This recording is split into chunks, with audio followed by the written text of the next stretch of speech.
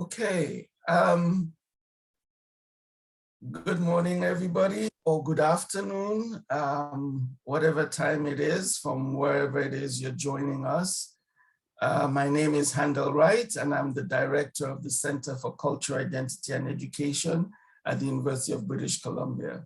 Welcome to this, the second of several events in the UBC's Center for Cultural Identity and Education series, #Black After February.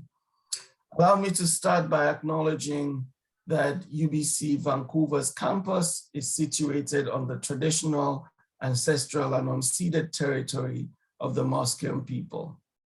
Next, I'd like to thank the panelists for today, Drs. Tamari Kitossa, Malinda S, and Awad Ibrahim, who are co-editors with me of the book Nuances of Blackness in the Canadian Academy, and Drs. Nombuso Dlamini and Isaac Saney, who will present additional perspectives on what it means to be Black in the Canadian Academy. I'd also like to thank Ezra Al-Mufta, who is the graduate assistant of the CCIE and who is responsible for co-organizing the series #Black After February with me, as well as other CCIE events. And of course, I'd like to thank all of you for being in the audience for this session. So why Black After February? In the US and Canada, February is designated as Black History Month. On the one hand, there's something to be said for a dedicated period in which we acknowledge the presence, cultures, historical and contemporary contributions of people of African descent in the Americas. On the other hand, the month of February has become, for most institutions, the only time that Blackness is acknowledged. This has led some of us who are Black to become cynical and to bemoan the fact that not only are we assigned the shortest and coldest month of the year, but we are placed under considerable, intense pressure, being in incredible demand to be Black for 1 month, after which Blackness is ignored. As a Black academic, every year I've felt that strange pressure to be Black for everyone for a month. The invitations to speak on panels for government and community organizations and companies, to give individual talks and interviews to media, to inform and evaluate other Black folks' work for rushed publications, etc., etc. Only for the end of February to be marked by an eerie silence about Blackness. Of course, we do not stop being Black after February, and it is ridiculous to accept that Blackness matters only for a month. It is in response to this situation that I conceptualized the idea of developing a series of events on Blackness for the CCIE, purposely scheduled to occur after the month of February, that I'm calling #Black After February. We had the privilege of the company of Professor Henry Daniel of Simon Fraser University to launch the CCIE series 2 days ago, March 29th, with his talk titled Fitting, Outfitting In. And now we are having the second event in the CCIE's Black After February series. Today's discussion is titled Addressing the Nuances of Blackness in the Canadian Academy. Today's discussion is based on the recently published co-edited book, Nuances of Blackness in the Canadian Academy, Teaching, Learning, and Researching While Black, co-edited by Awad Ibrahim, Tamari Kitossa, Malinda S, and myself. There was an official launch of the book by the publisher, University of Toronto, last month. The book has 4 sections, and we will provide an outline and discussion of the text by each of us providing a summary of one of the sections. Feedback we got after the U of T hour-long launch was that there was interest in further discussion of this topic, and this is why we're doing a longer session and including the voices of 2 interlocutors who were not contributors to the book, namely Drs. Dlamini and Saney, and a longer Q&A in which we can further engage you, the audience. So Nuances of Blackness in the Canadian Academy. The essays in Nuances, I'm reading from a blurb basically of the text. The essays in Nuances of Blackness in the Canadian Academy make visible the submerged stories of Black life in academia.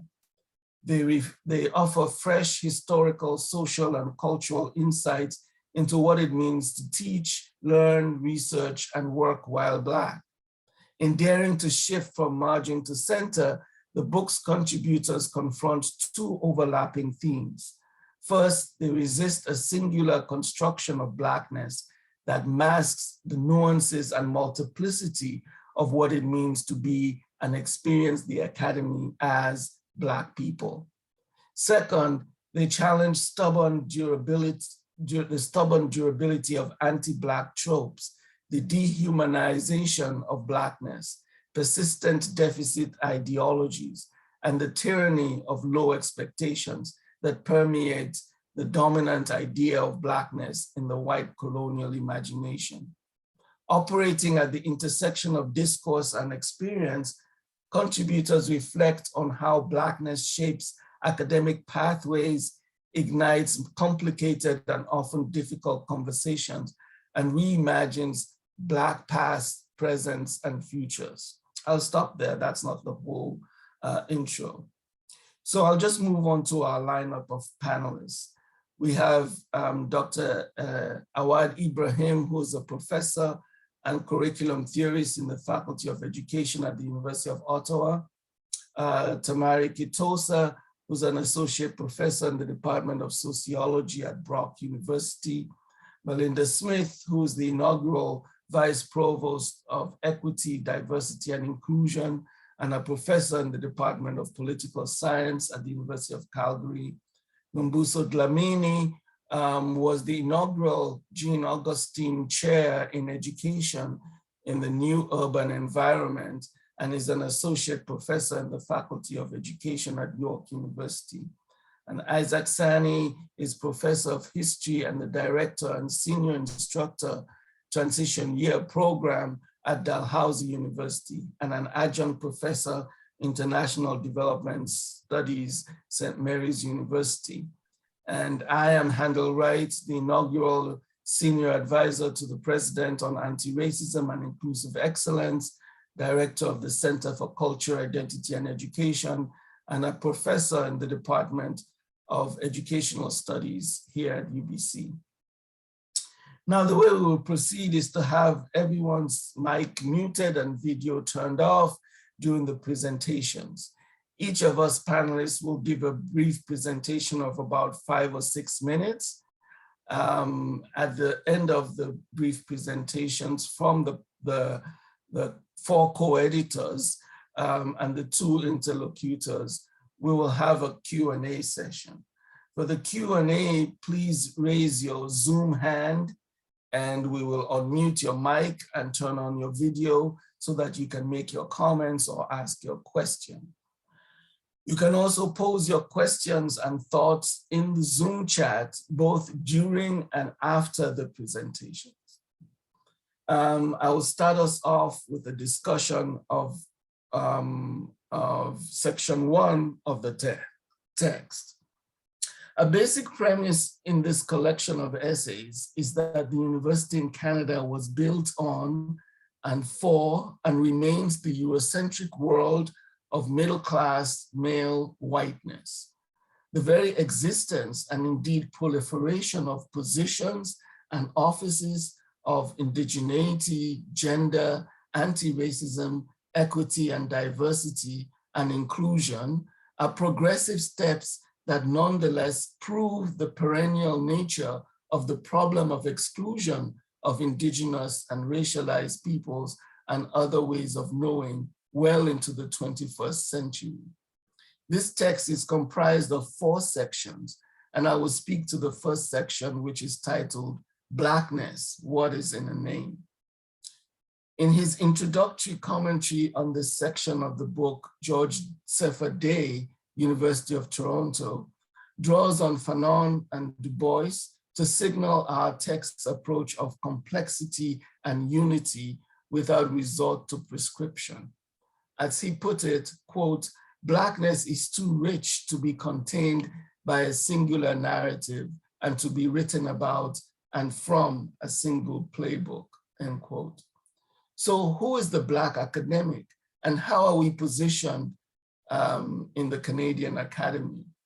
How do we conceptualize ourselves and Blackness into existence? In my own cultural studies contribution titled The Awkward Presence of Blackness in the Canadian Academy, I assert a corollary premise to the whiteness of the university, namely that Blackness is rendered an awkward presence, the Black body a body out of place on campus, the Black academic the unexpected professor, out of place in front of the class. Black academic is a necessarily political articulation that refuses gender and sexuality binaries and includes continental African Canadians and Caribbean double diasporic subjects, immigrants from the US, and Blacks whose presence stretch back to the era of enslavement and the so-called settlement of Canada. Our contribution to inclusive excellence, I conclude, should involve collaboration with progressive others, indigenous, racialized, and white. The section next moves to the specificity of Black feminist examination of the compounded racism and sexism that female academics face. In her essay, Exposed, the Ivory Towers Code Noir, Delia Douglas of the University of Manitoba speaks to the disregard and marginalization Black women face in the academy, not just anti-Black racism and not just sexism against Black women, but the imbrication of these into what is now being called misogynoir, or as Douglas prefers, anti-Black gendered racism. Black women constitute 0.7% of the professoriate in Canada, a gross underrepresentation, which is perversely and covertly taken up as proof of the inferiority and unsuitability of Blacks in general and Black women in particular. This doubled discrimination, she asserts, is integral to bolstering what she identifies as, quote, contemporary settler, colonial, enslaved interpersonal relations and intellectual hierarchies. In his philosophical contribution titled The Precariat African Canadian Academic, Ali Abdi of the University of British Columbia speaks to the ways in which the supposedly universal and open Canadian Academy has what he calls, quote, the persona africana, locked in a perpetual struggle for full inclusion and recognition. To extend Abdi's point, the persona africana is an example of those of us Spivak has identified as, quote, the not quite not citizens of academia. In an approach reminiscent of Stuart Hall's utilization of Antonio Gramsci to speak to Black identity, Awad Ibrahim of the University of Ottawa utilizes Deleuze and Guattari to articulate Black identity.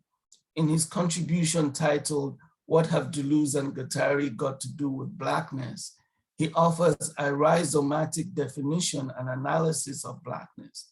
Importantly, he eschews the colonial frame in order to consider Blackness as a multilingual, multicultural, and multi-ethnic category. The glimpse in this first section of the rich diversity of identities and identifications that make up the Black Canadian identity and the complexity of the variety of theoretical approaches we utilize might be somewhat bewildering.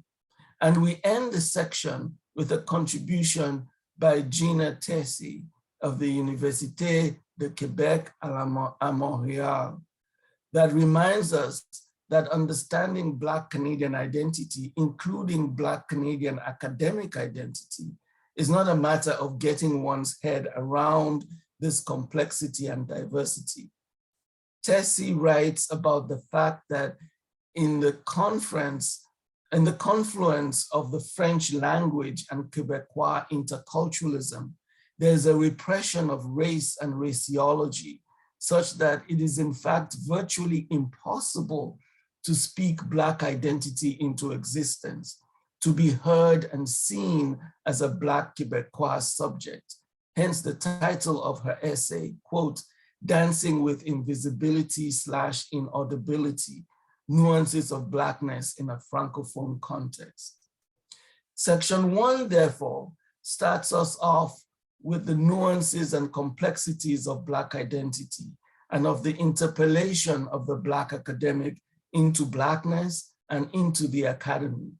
It sets the tone by offering Black academic as diverse in its articulation, and it does so with fervor and rigor, and with the caveat of Stuart Hall's now famous Gramscian derived notion. In short, we offer Blackness without guarantees. And that's the end of my own presentation. And I'll now pass it on to my colleague and co-editor, Tamari Kitossa. Tamari. Thank you, Handel.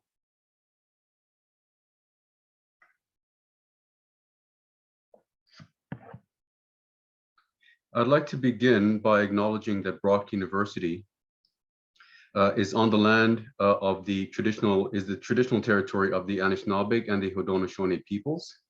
And I also want to acknowledge that these lands are lands on which African people sought freedom, but were also enslaved.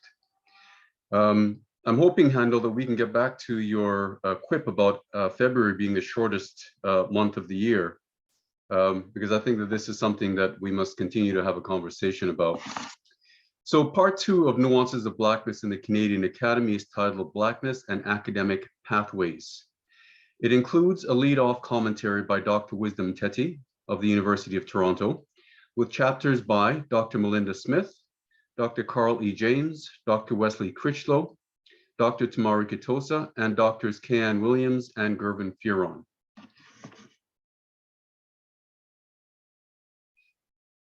Dr. Teti's leadoff is an analytical commentary and discussion of the key themes and issues explored in the 5 chapters in the section. His commentary is fittingly titled Blackness in the Canadian Academy, Challenges, Contestations, and Contradictions. His commentary not only recapitulates the core themes of the chapters, he draws on them to mediate on how a genuine commitment to equity, diversity, and inclusion can be more than a rhetorical strategy for blackwashing the academy. At the same time, he draws on the candid and sophisticated ways that each chapter tells stories of the complex social location of Black academics, evidenced by the expectations and pressures of institutional responsibilities and communal demands, which often pull in opposing directions. Crucially, in addition to offering concrete strategies for how to seriously center Blackness at the heart of EDI, Teti's commentary encourages us to squarely face and transcend the dangers and missteps of Black essentialism, Black complicity with institutional complacency, and careerist self-aggrandizing allyship. In chapter 6, Dr. Malinda Smith of the University of Calgary titles her essay Hidden Figures, Black Scholars in the Early Canadian Academy. Smith plays with the terms hidden and figures. Her essay challenges the Kantian, Hegelian, and Humean conception of Blackness that negates Black intelligibility, while demonstrating that numerical exclusion belies Black intellectuals' vital contributions in Canada. Signaling there's a lack of representation of Black Canadians in the Academy, Smith at the same time challenges, resists, and ruptures the single story of Blackness as epistemologically deficit or lacking. The essay is a creative and original epistemic archaeology that recovers a dozen erased Black scholars, Black scholastic trailblazers in pre- and post-Confederation Canada, particularly in higher education. The dozen hidden figures that Dr. Smith recovers are not only numerical firsts, they are also figures who made significant contributions to knowledge, public service, and provided philanthropic support to major Canadian universities, for example, by saving Queen's University. The second aspect of the term hidden figures is a cheeky commentary that although Black voices in academia are as underrepresented then as they are now, the Black presence in academia highlights the multiplicity and complexity of Black lives. In Chapter 7, titled Committed to Employment Equity, question, Impediments to Obtaining University Appointments, Dr. Carl E. James posits an impolitic critique of the pro forma equity statements that appear almost as an afterthought of professoriate job ads. The essential question, given the lack of success to increase the numbers of the Black professoriate the last 20 years, is whether pro forma equity statements are, in quote, trying to convince the skeptical reader and potential applicants that the university is truly committed to equitable access and is really a welcoming environment, end quote. James posits that the paucity in hiring Black faculty members is driven by the means of neoliberal discourse, of responsibilization, its promotion of competitiveness, normed as the ontology and proximity to whiteness, and the myth of color blindness. Crucial to James's analysis is his examination of the ways that, quote, visible minorities, quote, end quote, conceals the exclusion of the Black professoriate within this overly inclusive employment equity category. Chapter 8, written by Dr. Wesley Critchlow, is titled Black Gay Scholar and the Provocation of Promotion. At the heart of this contribution is the recognition that, quote, for young Black LGBTQS plus scholars, mentors and mentoring are at a premium, end quote. The reasons are twofold. First, the paucity of Black faculty members, and second, an even smaller number of Black faculty members who identify as LGBTQS+. Wesley stories his journey toward full professorship as a Black gay scholar. I will draw on Wesley's words to sum up the contribution of his chapter. Quote, since most codes and cues for surviving and thriving in academia are heel to toe and uttered in whispers, the arduous apprenticeship for becoming a scholar involves exceptional, and in parentheses, open secrecy.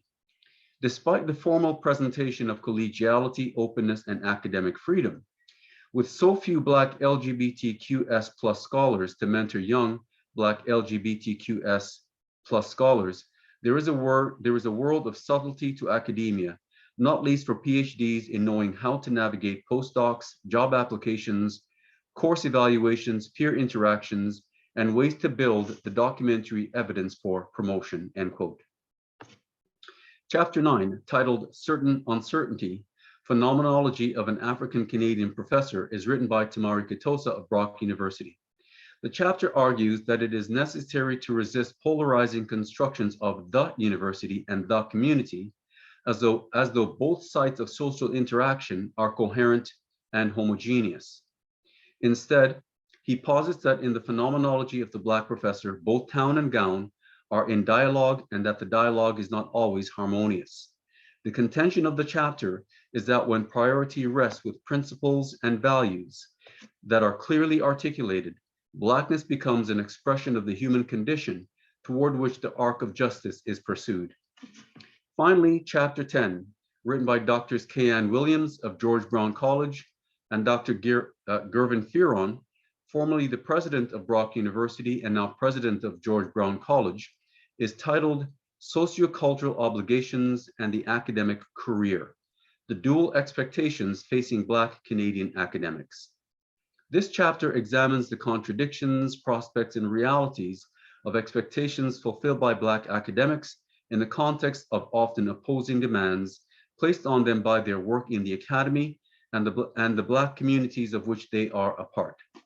Drawing on their own experience to navigate social spaces that demand code switching, Williams and Fearon conclude optimistically by noting that the building of human capital and drawing on the different components of community social capital, for example, resilience and navigational capacity and navigational capital, can assist in overcoming challenges and precipitated by frayed careers, by a frayed careers trajectory and social economic disparities where race is a significant determinant.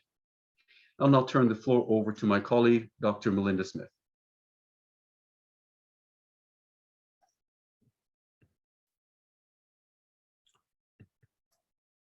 Thank you, colleagues. I'd like to begin by acknowledging that I'm speaking to you from University of Calgary in Calgary, which is located on the traditional territories of the people of the Treaty 7 region in Southern Alberta, and the city of Calgary is also home to the Métis Nation of Alberta Region 3.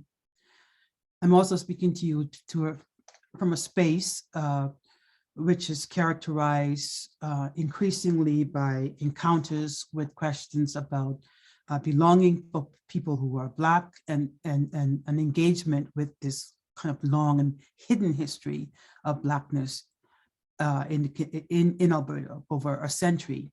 And yet the ongoing questions about whether people belong and how they belong. So I'm quite attentive to the intervention made by my colleague, Tamari. It is one that we need to continuously engage as it is shaped by this question of belonging and encounters of who fits in, how and why. I want to thank the CCIE at UBC for inviting us to participate in this Black After February. I think it's important. I think it's timely. I'm excited that we are at this point in the journey of this book. And I want to acknowledge the 31 contributors, some of whom are on this Zoom meeting, the scholars at many points of the academic career journey, those who were moving from universities, taking up tenure-track jobs, taking up new jobs in administration, completing their PhDs, candidacy exams, and in the midst of COVID-19. And I wanted to acknowledge all of the contributors from universities and colleges across many of the provinces in Canada. And in the book, I have 2 chapters. Tamari has spoken to one of them, Hidden Figures, and the final chapter is Charting Black Presence and Futures in the Canadian Academy. In this presentation, I want to focus on part 3, which is entitled Blackness, a Complicated Canadian Conversation. The contributors in this section include Professor Henry Daniel, SFU, Fitting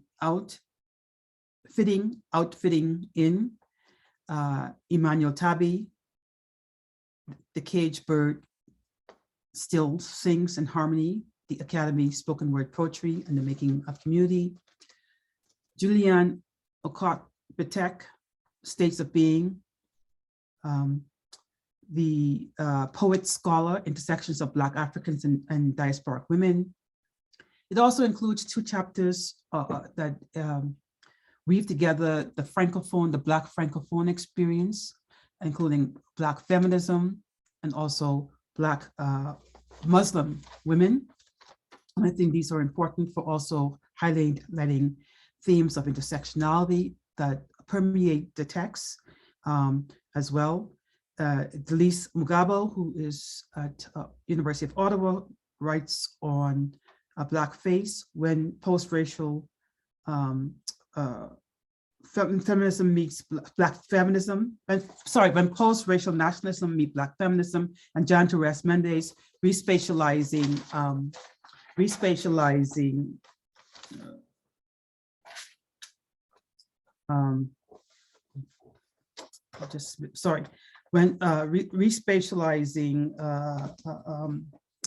I'll come back to the thing. I seem to have lost my space there. Anyway, so let me go into each of these chapters more carefully. The chapter part 3 opens with a meditation by Annette Henry, who is a professor in education at University of British Columbia. And the themes throughout this chapter, these chapters highlight what I think are really important. They are about, they traverse the humanities and creative arts. They engage theater, dance, poetry, creative writing, and they make powerful interventions about what it means to be Black in these spaces. In our introduction to the section, Professor Henry's commentary traverses the meaning and boundaries of being Black and the complicated experiences of belonging in and to Canada and the Academy alike.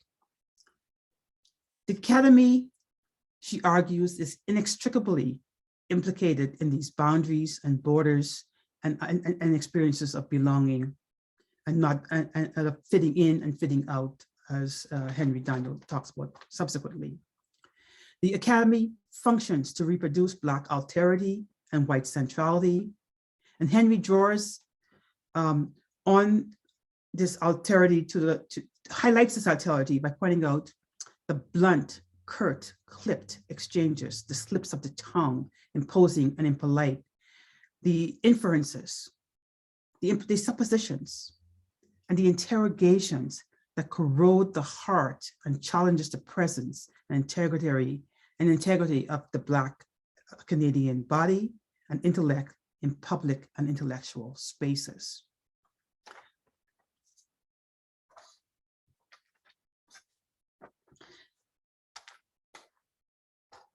The other 5 chapters in the book also highlight the nuances of Blackness and the complicated Canadian conversations where the politics of identity meets arts, the creative arts, and sociology and politics. In chapter 11, outfitting in, a play on the idea of who fits in, who belongs, Henry Daniel's chapter traverses the importance of the body and the performative, and specifically the Black body performing Blackness, often in white spaces. It's a mediation, a poetics that interweaves the political and traverses his experiences of being a Black dean, where questions are posed: who are you? Why are you here? What makes you think you fit here?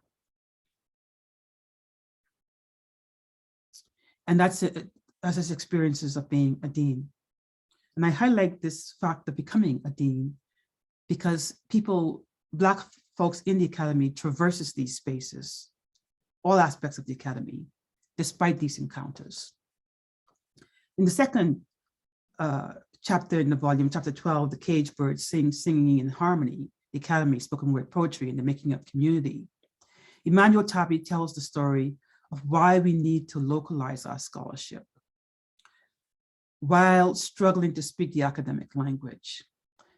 Tabi draws on spoken word poetry, which is increasingly used by new generations of Black scholars, scholar activists in the Academy and the broader society, to tell stories in a different kind of way, to build community, even as we struggle with the challenges of speaking the academic language, particularly as first-gen students or people who are always under question of fitting in.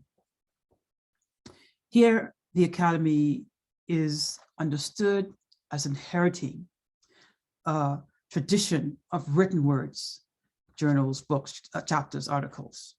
What does it mean to tell the story of the Academy and the community differently? And the medium for doing this, according to Tabi, is the spoken word poetry, which is an extraordinary way of challenging, resisting from the margins, but also creating solidarities that can, in fact, shape transformation. Poet, scholar, creative writer, Julianne Batek, talks about the states of being. Again, here we encounter this sense of being, belonging, traversing the boundaries. And in this case, Batek traces the boundaries of the poet scholar, the creative writer, the intersections of Blackness, Africanness, and diasporic women. And like Daniel and Tabi, uses the performative, the creative, the poetry to situate herself, her scholarship, self-understanding at the intersections, multiple intersections, overlapping intersections of woman, gender, Blackness, Africanness, and diasporic. These themes permeate the book, but they also permeate this section, which is populated by creative scholars in the creative arts and in creative inquiry. The final two chapters in this book, I think, in this part 3, also draw our attention to the experiences often left out of many books on what it means to be Black in Francophone spaces, a minority within a minority, minoritized within a minority, Black Francophone. And they highlight the importance of intersections as well. And Delise Mugabo speaks to intersectionality in Blackface when post-racial nationalism meet Black feminism. And that chapter highlights the paradoxes and the contradictions of being a Black feminist in a space dominated by white feminist nationalism, where the idea of intersectionality coined by Black feminists is appropriated and becomes reassociated with white feminism, but also a white feminist nationalism that expunges or expels Blackness, that doesn't know how to engage Blackness. And so she asked the question, if Blackness not exist in French, in Quebec, what does it even mean to talk about intersections?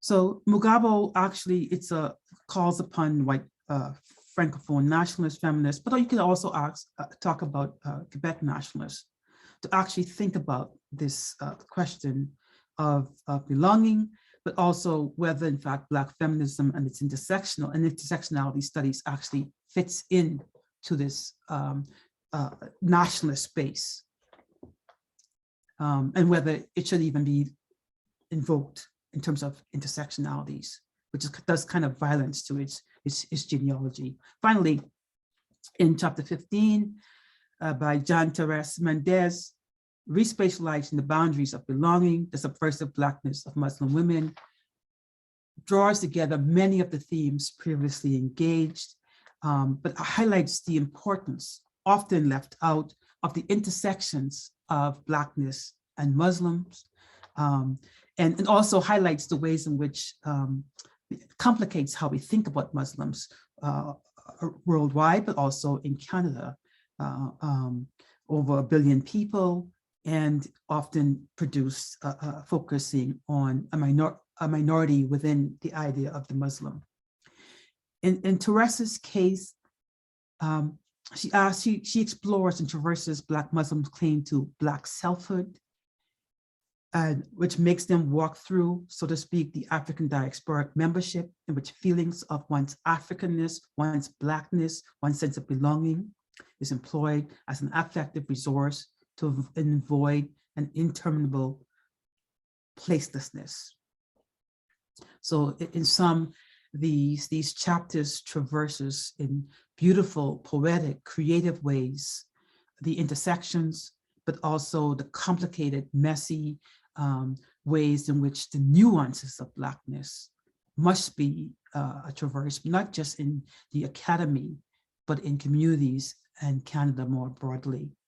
Thank you. I'll now turn the floor over to my colleague, Awad Ibrahim.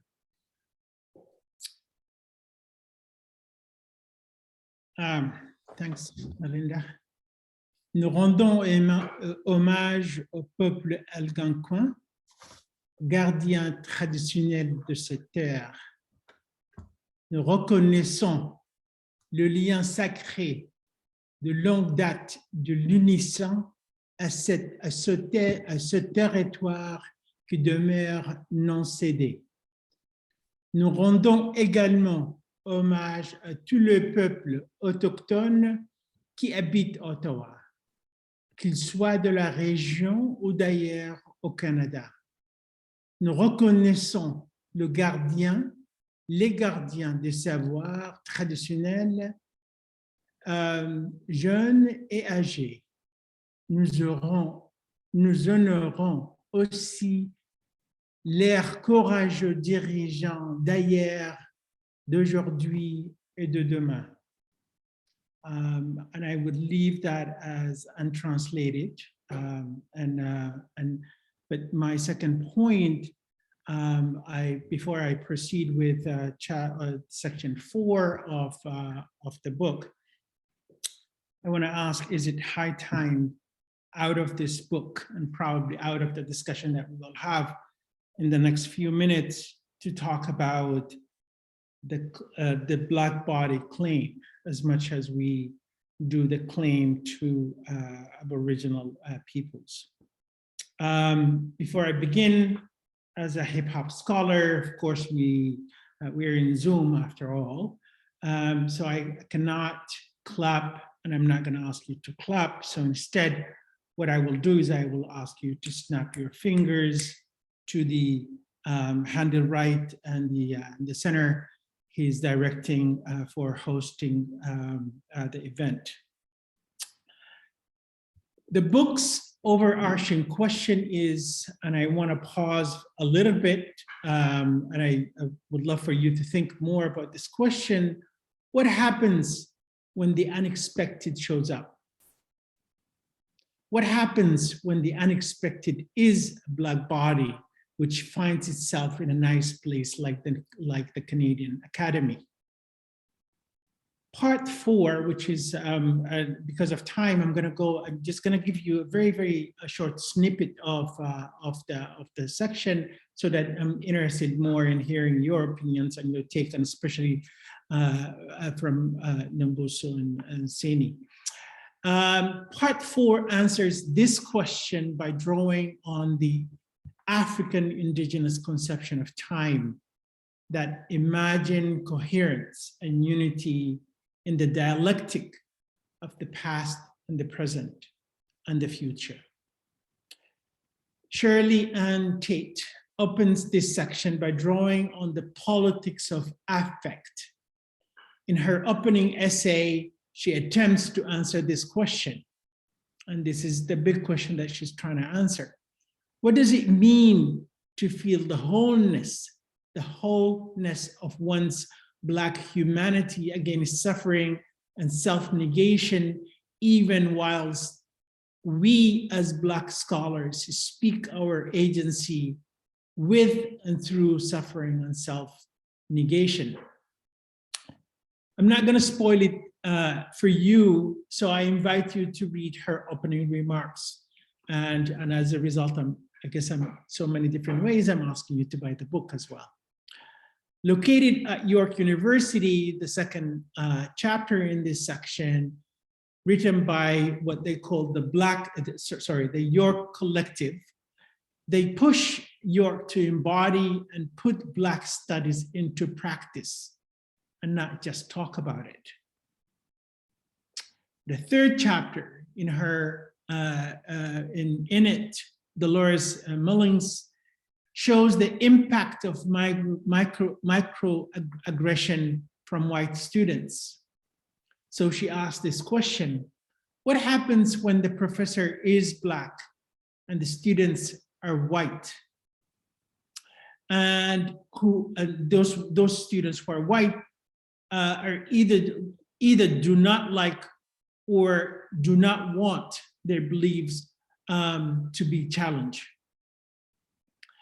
At the intersection of Blackness and feminism, the fourth chapter, that question, and particularly is the question that asked.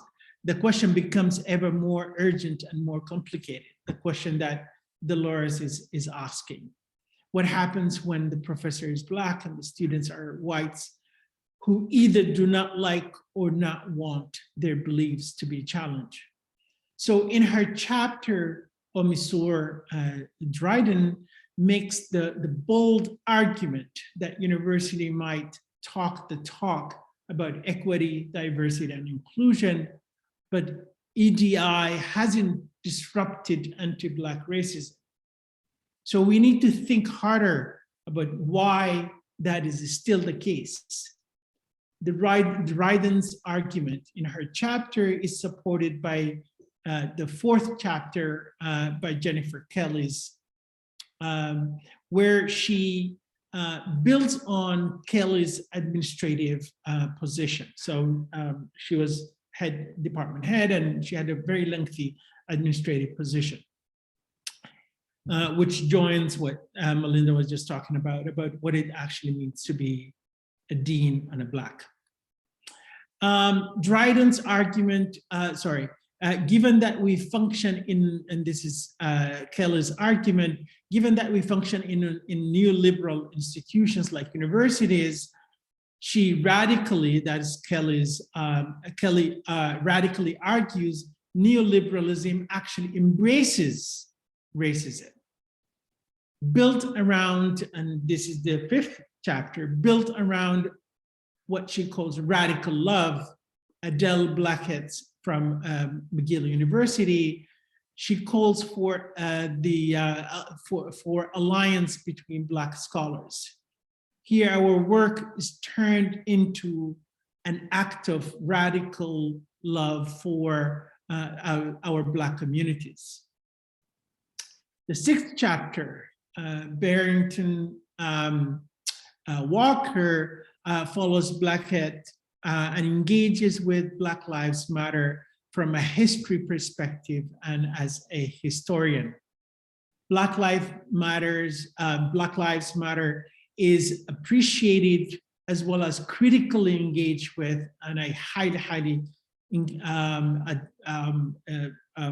kind of suggest for you to have a look at that chapter.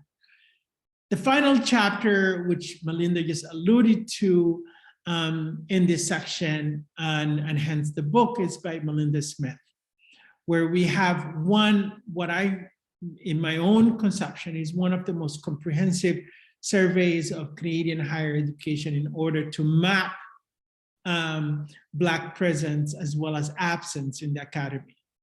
When it comes to Black faculty, students, administrators, and Black studies, Smith argues, we have some serious work to do. As we do that, Smith reminds us we should resist whiteness and the oppressive homogenizing of anti-Blackness and create enabling spaces for a Black multiplicity.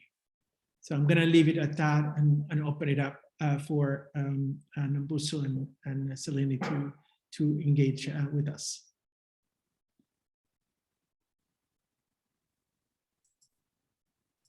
Thanks very much, Awad.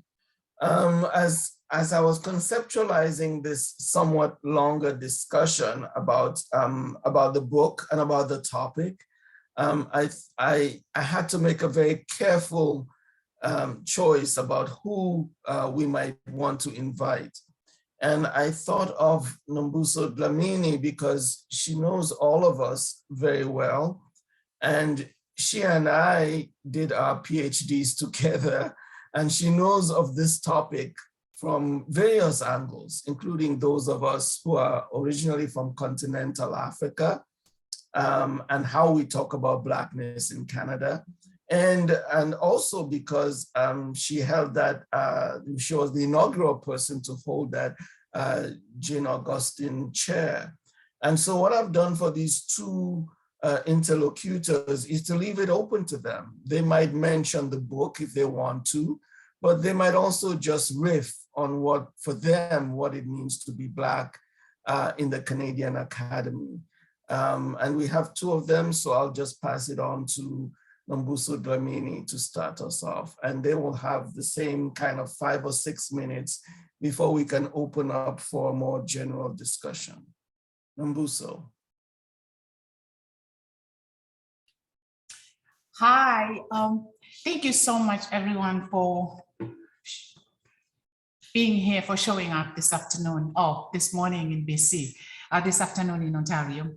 I want to acknowledge that I'm in the land of the Anishinaabe up here in Windsor, and acknowledge their pre-existence to colonialism in this space. Isaac, it's good to have you here. I have really very good memories of you and communist philosophies that we debated about during the anti-apartheid struggle in Halifax. I don't know if you remember those debates and your vigilant militarism and communism as the solution to South Africa. Yes, that is lovely. It's really lovely to have you here, Isaac. Thank you so much for this great work. I did try to get into all the chapters. I avoided reading the commentaries in the book, because for me, it's like, you know, not watching a movie and listening to all the wind and the air that's coming in about the movie, some of it is, which has got very little to do with the movie per se. So I did try to get into the chapters and read the chapters so that I can actually offer my own read of the book. And I'm very happy to say that I was happy with what I read. And so I'm going to start us off, Isaac, and feel free to kind of jump in if you think I'm taking too long. I think this has to be more a conversation than a lecture about the book per se. So I want to start off by talking about what I think for me were takeaways when I was reading some of the chapters in the book. And I have 3 of those takeaways, and I'll explain why for me they were important, among other things, and what I learned by reading the book. And then we can talk. I do have questions for the authors who are here today. I'm going to hold them I'm going to hold on to the questions and not ask them until you, Isaac, have also spoken a little bit about your own reading of the text. So my first takeaway really has to do with the Black body as a body that is seen as out of space. That for me, out of space, because it is for many reasons, some of which has got something to do with knowledge, intellectual hierarchies, and all that I'm drawing from the book also, from chapter 8, and also out of space because of just its existence, its presence as a physical, its physicality in the space. The Black body is out of space because of its invisibility. It is seen, but it is not seen at the same time. And this I'm drawing from, I apologize, it's the chapter that is in the facts section that it's Gina's chapter. It talks about the invisibility of the French Black Canadian in the academy. You are physically there, but you're actually really invisible. So my first takeaway had to do with the Black body as out of space. And it's a takeaway because it brought to me questions. Who says the Black body is out of space? And in what ways? Can we now really say the Black body is out of space, or it's actually moving fluidly between spaces in the academy? And for me, I asked myself, it was a takeaway that made me think carefully about how in some of my classes, students come mainly because I'm a Black woman. And they say to me, Professor, when we saw that it was you teaching it, i.e. the Black body, as not out of space, some students who come to want to engage with it. Now, how they engage with the Black body and whether or not they encounter what they originally thought they were going to encounter is another story. These students who come into my classroom are the very same students who are going to come to me and say, I've never received a B in all the graduate courses. I've taken classes with Professor Bill Hay, with Professor Robert Barad, with Professor, and they will name all the white men that they've taken classes for and received A's, which then says to me, who are you to give me a B when all the white men who know everything give me A's? So I'm just, the Black body as out of space for me is a concept that really was a takeaway that made me think carefully about, in this generation where we have young people who are growing up with the diversity as part of tokenism, but as part of their reality, real experience, how can we actually include them to be part of the conversations about Blackness, despite their own whiteness? So that's my first takeaway. My second takeaway that I got from this text is about the identity of Black scholars in the academy, the identity and the experiences of Black scholars as being about spirit murder also. It is about the spiritual murder, and it is about the trauma that comes because of this spiritual murder. And here I was really drawing mainly from Patricia Williams' original definition of what it means to be, what spirit murder is. And Patricia Williams first conceptualized this notion of murdering the spirit as a product of racism, which not only inflicts pain, but it is also a form of racial violence that steals and kills the humanity and spirits of people of color. Other scholars such as Bettina Love, for example, she defines it as the denial of inclusion, protection, safety, nurturance, and acceptance because of the fixed yet fluid and moldable structures of racism. I wondered about in the chapters, how, now this is a question, I apologize, I said I was going to ask the questions at the end of my reflections, but I'm asking this question now. I wondered about the way in which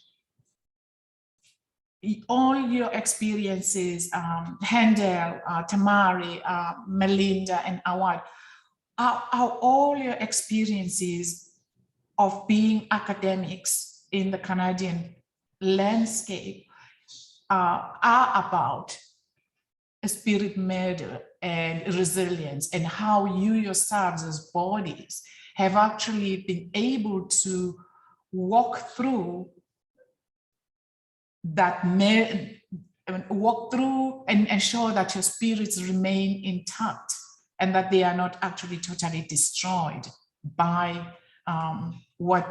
the challenging experiences and the traumas that we all face in the academy.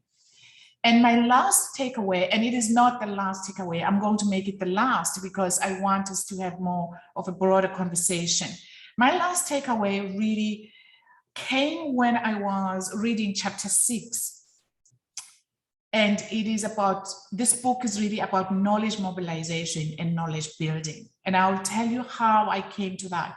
When I read chapter 6, I'm not sure who read it, it just totally took me a totally different direction. It's about the next edition, it's about the talented dozen. It outlines Black scholars and their talents and a dozen of those Black scholars. So some of the Black scholars that are talented scholars, yes, in this chapter, I knew about. But some of them I didn't actually know about. So instead of finishing the chapter, I did what I hate my daughter to do. I have a daughter who's finished medicine and studied a master's in public health. And I was rolling my eyes, totally annoyed about the whole endeavor, wanting her to go out and read. And she said, Mom, but I read like you too. I learn like you. We are always learning. What chapter 6 in this book did for me was to take me a direction where I was forced to go actually and learn about these other scholars that are listed in this book that I didn't know about as a Black scholar. And so when I was doing that, I said to myself, now I can't finish the chapter because it's, okay, Handel, I'll stop. I'm going, now I have to read about this. And so knowledge building, how do we build knowledge and how do we disseminate knowledge about the work, or how do we amplify Black scholarship really is the question that this chapter gave to me. And how do we amplify Black scholarship, not from historical figures only, but also from current scholars, the work that we do, all of us who are in this panel, for example, how do we make sure that we are acknowledging each other, because the act of citation is really a political act, whom we cite and all that. So I'm going to stop there and I can ask questions after Isaac kind of finishes his own talk. Those are just my few reflections there. Yep. Thank you. Thanks very much, Nombuso. I was trying to make notes and the questions are already giving me a bit of a headache. So it's good to have a moment to think about them before you can pose them more formally later. The second person that I invited to engage with us today, I'm always thinking that Blackness is well represented in the Canadian context out east, but sometimes not well enough represented in the kinds of ways in which we expand on what is supposed to be Black academic work. And so I thought of my colleague, Isaac out in Nova Scotia. And also there was this way I was trying to balance gender representation as well, but also because Isaac specializes in Cuba, which and that's not a kind of specialization that we draw on enough to my knowledge. And he has the position also of working with the transition program out there at Dalhousie. So without too much further ado, I want to turn it over to Isaac Saney. Yeah, well, thank you for having me. And I apologize for joining late. I was dealing with a number of urgent matters that suddenly cropped up here at the program I direct at Dalhousie, which sort of demonstrates perhaps the uneasiness which these programs, which are created to address the mangling of Black minds and Black youth in the public education system through these programs at university, how uneasily and precariously they sit sometimes. I've listened to a lot of the presentations, and I think, I don't really want to retread ground, but at the same time, I think there's some critical ideas that really are presented throughout of this. As academics, we exist sort of in the interstices of the state through being in the university.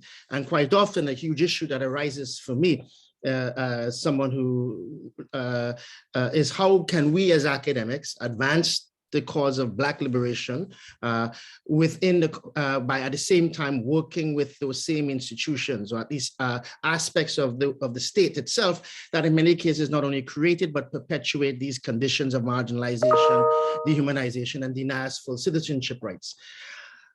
As the discussion about spiritual murder and what it means to exist within the academy, having been at Dalhousie over 20 years, I am sure all of us and in our other prospective academic positions and academic work can really truly appreciate the paternalism, the condescension, and the idea, for example, that not only are we not as intellectually capable as our other colleagues, but the very field of Black studies itself is not really a bona fide discipline.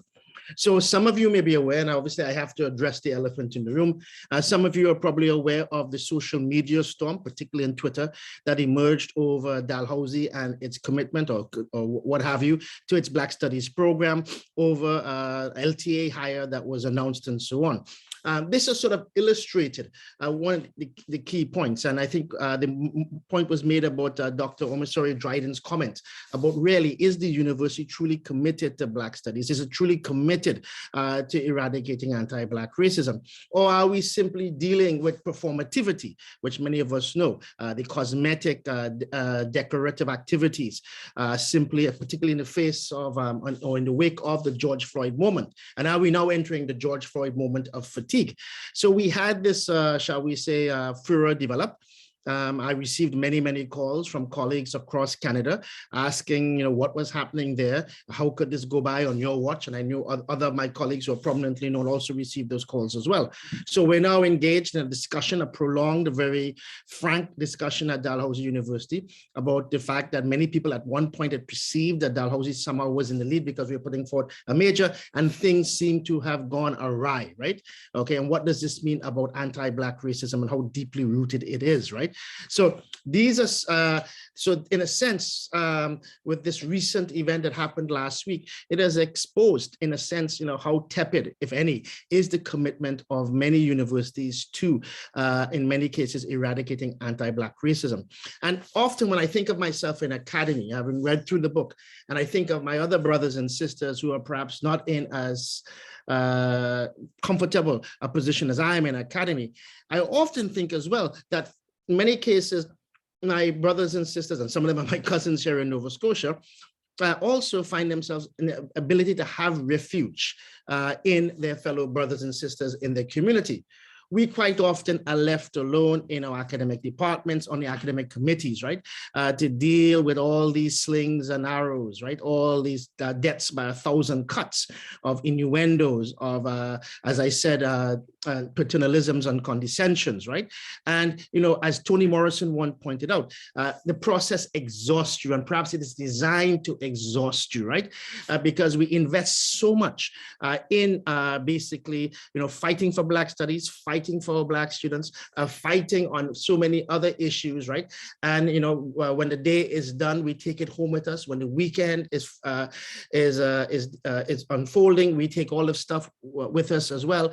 And so, in a sense, what happened last week led to a tremendous exhaustion, right, among my fellow Black colleagues here at Dalhousie University when we were dealing with this issue, right? So a frank conversation is now going on, and we've raised the issue very clearly in the actual depths into which anti-Black racism suffuses a Canadian society. Handel pointed out I'm a Cuba specialist. I actually have a book coming out in the next couple of months called Cuba, Africa and Apartheid's End, Africa's Children Return. But I also do a lot of work on Black Canadian studies, but particularly African Nova Scotian studies. So I'm teaching Introduction to African Canadian Studies here, and also the African Nova Scotian History course. And in the context of talking about one of the waves of migration coming to Nova Scotia, which was the Black refugees who came after the War of 1812, primarily in different waves, 1813 to 1816, one of the most profound things in my discussion with the class was a resolution passed by the Nova Scotia Legislative Assembly on April 1st, 1815. And tomorrow's April 1st, so we're coming up to an anniversary, in which, as the Nova Scotian economy contracted, this demand, because the Nova Scotian authorities wanted this Black labor to come because they saw it as a very important component in Nova Scotia's economic development. Not that they were providing a refuge for people who were escaping from slavery, for human beings who were escaping from slavery, but simply as instruments of labor. And when the economy contracted, this welcoming attitude changed to one of opposition, not only to further Black migration, but also to the existence of the already existing people of African descent in Nova Scotia. And they passed a resolution, basically which can only be described in its very clear terms as one of the most profoundly anti-Black legislative measures passed in Canada, not only saying there were too many Black people here, but in fact, basically saying they could never be citizens, right? So one of the things I found as an academic, working here in Nova Scotia, working here in the community, having been credentialed and so forth, is at the end of the day, the spiritual murder consists of the denial denial of our humanity.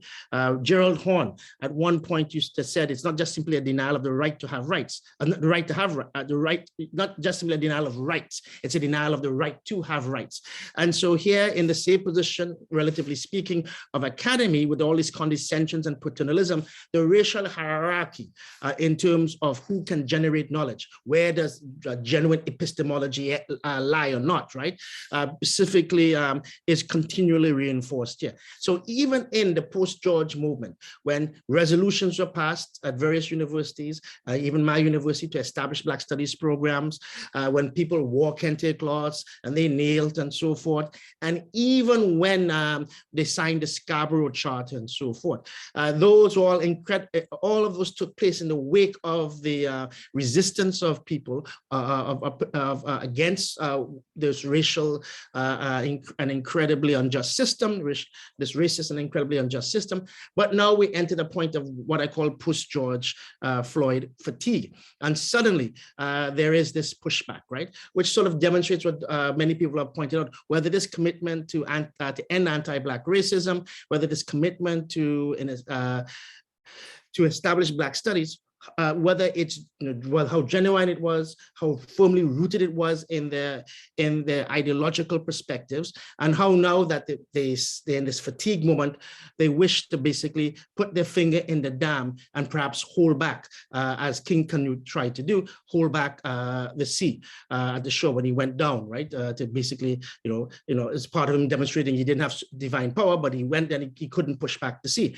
So this is a situation we're actually in, and I think there's so many ways we can theorize about what it means to a Black academic, but it truly challenges the fact that what we're dealing with is such a Eurocentric system that at its very base, because the nature of the Enlightenment, the nature of the Renaissance, as many scholars like Ralph Truliot and others have pointed out, is counterposed by the not only the dispossession and attempted genocide of indigenous people in the Americas, but the vast enslavement, brutalization, and dehumanizations of Africans, right? So this is a central theoretical question, right? How do we in academy create the conditions, create the narrative, create the discourse that fundamentally undercuts anti-Black racism and this fundamental dynamic that denies our citizenship rights and our full claim on being truly human? I think this has been the central of modernity, and I think this is where our task lies, and where we can make some modest contribution in the academy through carrying on this narrative, carrying on this fight, this ideological fight, this historical fight, as well as hopefully being able to establish, when we can, very serious Black Studies courses, Black Studies programs. I'm hoping at Dalhousie that we will be doing this, and I think I will stop there for the moment. Thank you so much, Isaac, and thank you very much, Nombuso, as well. I think Nombuso had one or two questions that she posed to us, but I'm conscious of the time as well. And Isaac also had some points that he raised that we might want to address. So I'm wondering if we want to address some of what Nombuso has raised about the Black body out of place, the Black body out of space, and also about the idea of spiritual murder and and resilience. I'm hoping we can address some of those. Does anybody want to take on one or the other of those points? I also had one more question for Tamari there, because I like what I read, is even though I didn't finish, I was using the press and they have some pages that they didn't allow me to read. In your chapter, you talk about the moving towards a liberatory stance, a relation of liberation beyond essentialism, and I know what that means, like beyond essentialism, but I wondered if you could talk specifically about your vision of of this liberatory relation of Black scholars and liberating what? Because there are so many things to liberate in a sense, but I wondered about specificity. So as I was reading, many questions came, but I'll leave it at that. I already asked too many questions anyway. Should I go ahead, Handel? Right. Okay. So I thank you for the question, Nombuso. And I think what I would do is I will pair it with there's a question here from Nadia Malay around issues of spirituality and spirit murder, which is a point that you raised, coming from Patricia Williams's a critique written some time ago. I think that for me, I had to come to a point of salvaging my soul from being in the academy. And this was all new to me. I thought that I had, where I was employed, the colleagues that made the decision to hire me, that this would be a place and space where I could develop my capacity as an academic, as an intellectual, as a person. I didn't realize that I would be fighting for my life, quite literally. And what that meant was that trying to figure out who I am as a person, because my actual identity was defined by the overwhelming negative virtual identity that was being imposed on me. So I had to find colleagues with whom I could develop relationships of solidarity. I don't like allyships. Allies switch. That's a military metaphor that I'm not interested in. And so it was engaging with those colleagues across different sites of identity, gender, sex, sexuality, race, so on and so forth, that helped me to establish relationships where we can cultivate a solidarity that strengthened each other. And it was in doing so that I came to the recognition that the Black radical tradition was a tradition of inclusion that centered Blackness at the same time. And it was that journey of saving my soul by figuring out whom and with whom can I develop relationships of solidarity. That's what helped me to become the scholar that I am, the person that I am, to be able to engage with students, irrespective of the slings and arrows, the hatred, the willingness literally to kill me, that there were others who demonstrated love and solidarity. And it's about figuring out how to navigate in such a way that the animosity does not define the totality of who I am and my relationships with others and how I approach my scholarship and my research. So I think it's an important question, and for me, it's a question of that journey.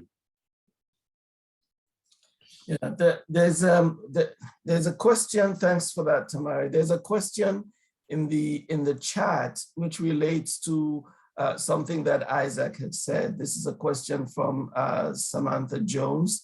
And she's asking, in a way, maybe I shouldn't ask your question on your behalf, Samantha. So if you're there, do you want to ask the question? Because I think it relates to Isaac's point, and it's a point about how Black studies is in fact marginalized if it's established. By the way, if you're having problems out there in Nova Scotia, just think of us at UBC, where we're only now beginning to initiate discussions about establishing Black studies. And that's how far back we are.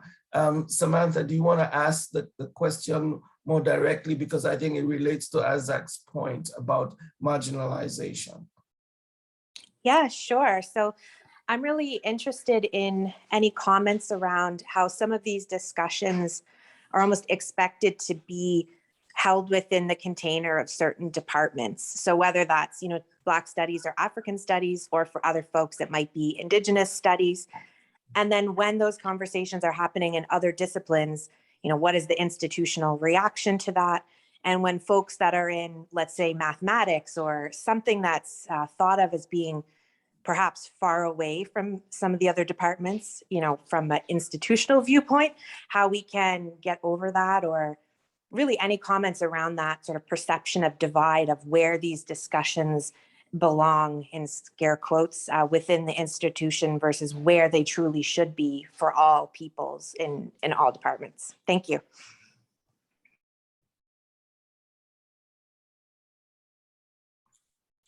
Amen. Absolutely. Samantha, you hit it right on. I think I want to make a broader point linking Nombuso's question to Tamari's answer and discussion.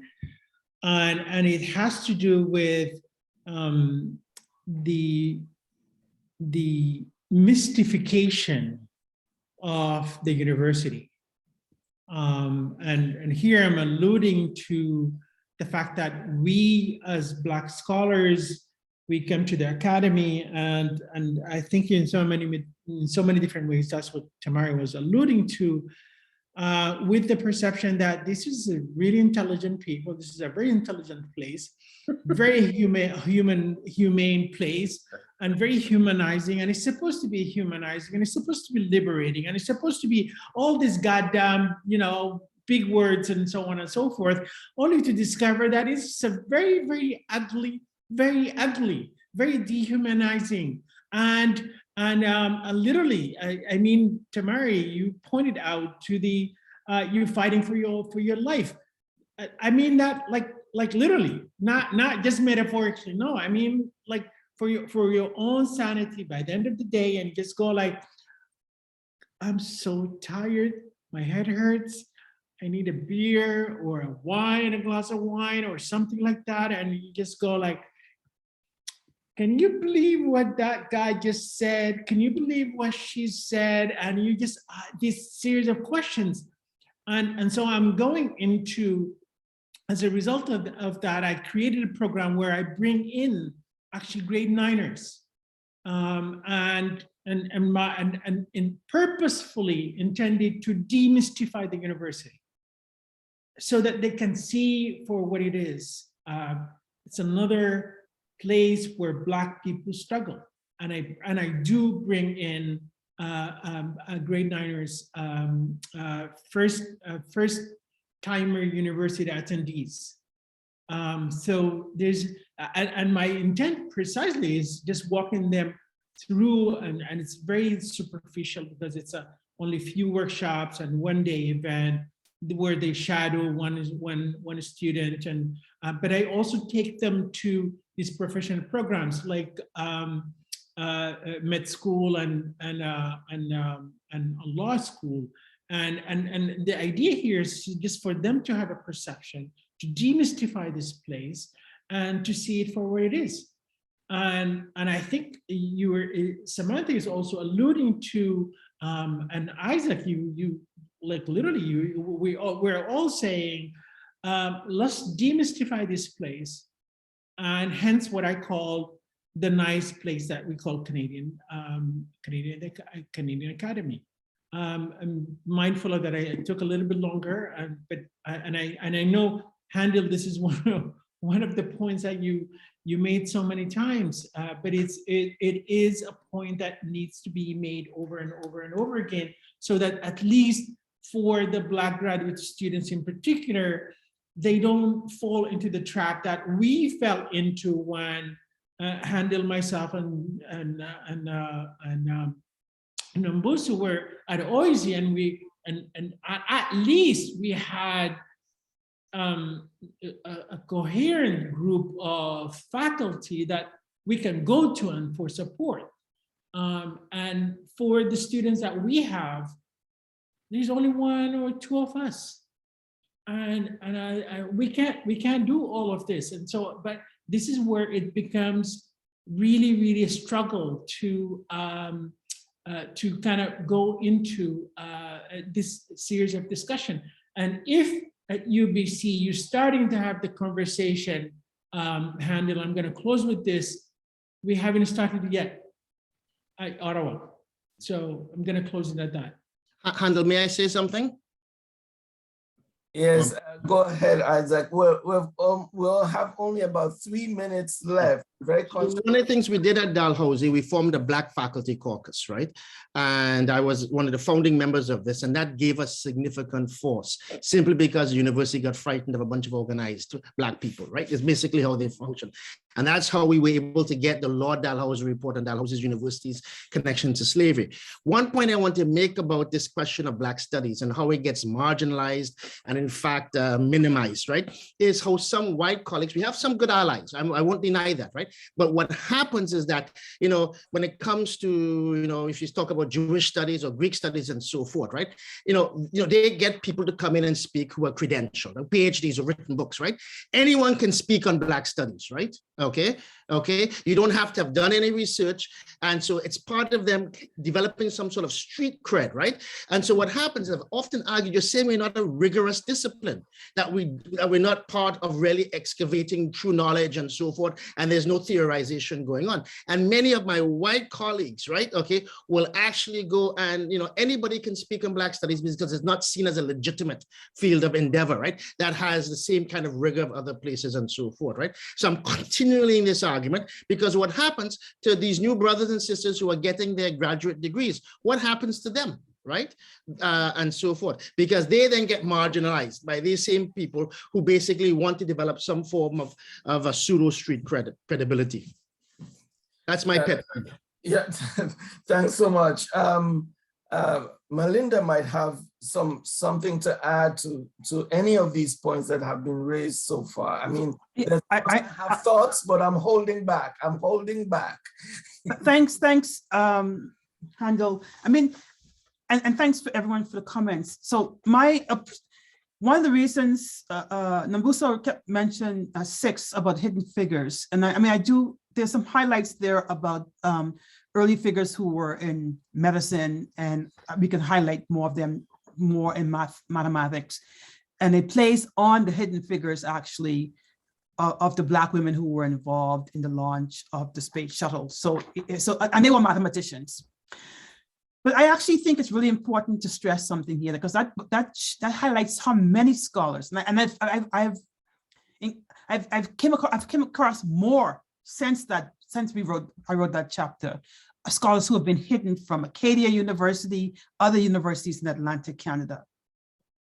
What that tells us is we don't know our own stories in the academy, but that expulsion from memory, from academic knowledges, enables people to think we are always already just new, just arriving, and just be an additive, rather than having been part of the foundational pieces or even saving universities like Queen's.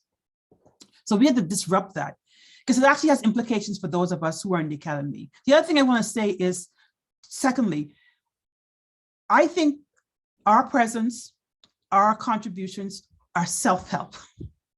Let me stress what this means. Nobody's doing anything for us. We are charting we are charting past and futures, presents and futures, the curriculum. What's troubling me, and that's the case with Dalhousie suggested, but other universities, is we expect to hire precarious people to produce whole disciplines and fields. That actually speaks to how serious institutions are or are not, right? Precarious, that means you're always feeling that sense of belonging or unbelonging or marginal or not safe or so. I actually think we need to call attention to this and how that's not an investment. That's Black people as visitors to the academy. And the third point I want to make is, yes, there's another part of self-help. When I say self-help, I mean we are charting, innovating, creating, building. Black students, Black faculty, Black staff are doing this work, building, innovating. We need to use those words with this work. Self-care, Audre Lorde, Angela Davis, others talk about this. We actually need to be mindful because fatigue is real. Some of us are exhausted and we continue to do the work. That's actually not new.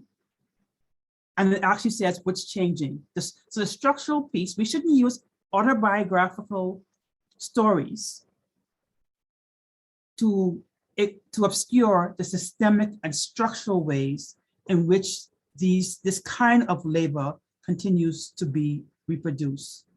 What's changing in the academy? Who else is taking up this work?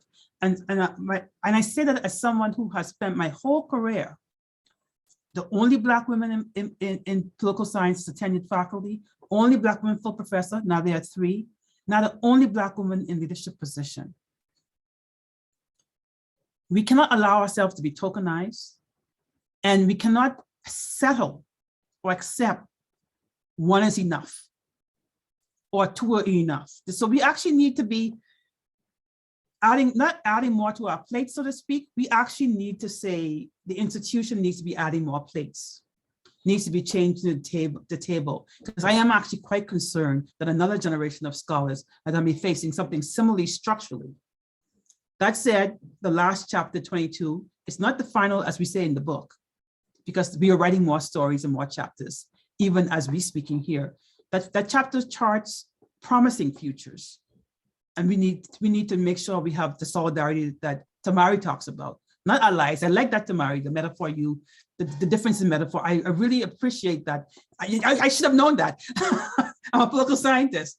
But I really appreciate that we are building solidarities, and that those solidarities have to remember the political economy of the academy, which is that we will be exploited unless we suggest otherwise.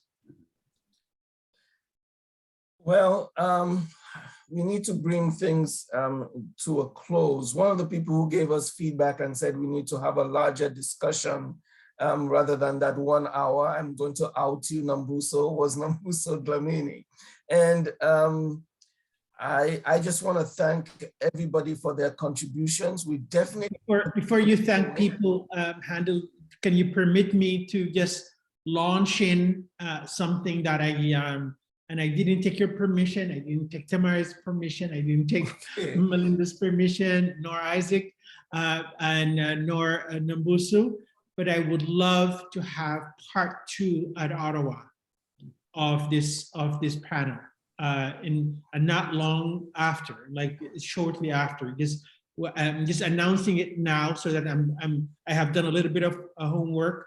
So this is something that we can think about, and in maybe a couple of weeks or so, we can pick up part 2, giving a little bit of summary of part 1, and then taking the discussion, going deeper into a discussion as opposed to just brief summaries. Definitely, this is something we can continue to— these are discussions we should be having. We know that all of this started from very testosterone-driven 4 Black men talking about their situation in the academy, and it's now become a project. So this is a project that is ongoing. The book is a major stage in that project. So Awad, I welcome the idea of us continuing the conversation at the University of Ottawa, and the conversation can continue elsewhere as well. And it might involve us, or it might involve other people coming into the discussion. But the place of Black people in the Canadian Academy is definitely, in a way, what is our ongoing conversation. So I want to thank all of you for being part of the audience, and I want to thank all of you for being panelists on this important discussion. We'll end it for now, and as Malinda said, this is not an ending. This is more au revoir than Auf Wiedersehen. So we're saying that we're ending this part of the discussion, and we'll take up the conversation again. Please take up the book and read it. Please continue the conversation amongst yourselves about what it means to be Black in the academy, and the toll that we're taking, and the joy that we have in doing the work as well. Okay, so thank you, everybody. And with that, we'll have to draw to a close. Thanks so much.